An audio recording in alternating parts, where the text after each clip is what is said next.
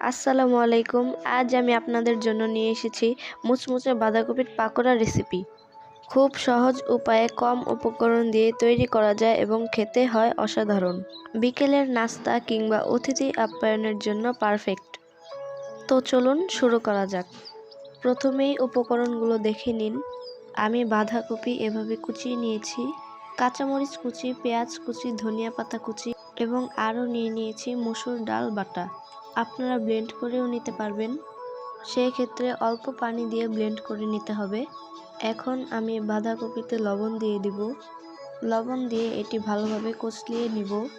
একদম ভালোভাবে চেপে চেপে পানি বের করে নিব। দেখে বোঝাই যাচ্ছে অনেক নরম হয়ে গিয়েছে।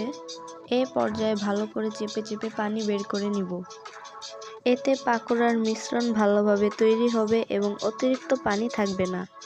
এবার বাঁধাকপির মধ্যে কাটা পেঁয়াজ, কাঁচামরিচ কুচি, ধনিয়া পাতা কুচি, হলুদের গুঁড়া, মরিচের গুঁড়া, জিরার গুঁড়া, চালের গুঁড়া, বেসন এবং স্বাদমতো লবণ দিয়ে ভালোভাবে মেখে নিব।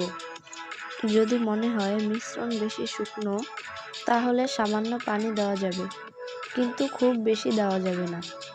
মাখানো হয়ে গিয়েছে, এবার প্যান গরম করে নিব। পর্যাপ্ত পরিমাণ তেল দিয়ে দিব।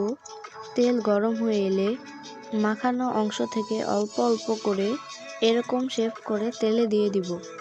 আপনাদের ইচ্ছা অনুযায়ী সাইজ ছোট বা বড় করে দিতে পারেন। এক পিঠ ভালো করে ভাজা হলে উল্টে দিব। যখন পাকোড়াগুলো সুন্দর বাদামি রং ধারণ করবে তখন বুঝতে হবে এগুলো তৈরি হয়ে গেছে। মনে রাখতে হবে চুলার আঁচ বেশি বাড়ানো যাবে না, এতে পাকোড়াগুলো পুড়ে যাবে কিন্তু ভিতরে কাঁচাই রয়ে যাবে। এর জন্য চুলার আঁচ মাঝামাঝি রাখতে হবে, এতে করে পাকোড়াগুলো মুচমুচে হবে। আমার ভাজা হয়ে গিয়েছে, আমি এখন তুলে রাখবো। এরপর চাটনি বা সসের সাথে গরম গরম পরিবেশন করব। দেখলেন তো কত সহজে বানানো যায় মুচমুচে বাঁধাকপির পাকোড়া। এটা একদম পারফেক্ট বিকেলের নাস্তা বা চায়ের সাথে খাওয়ার জন্য। যদি রেসিপিটি ভালো লেগে থাকে তাহলে লাইক দিন, কমেন্ট করুন এবং আমার চ্যানেল সাবস্ক্রাইব করতে ভুলবেন না।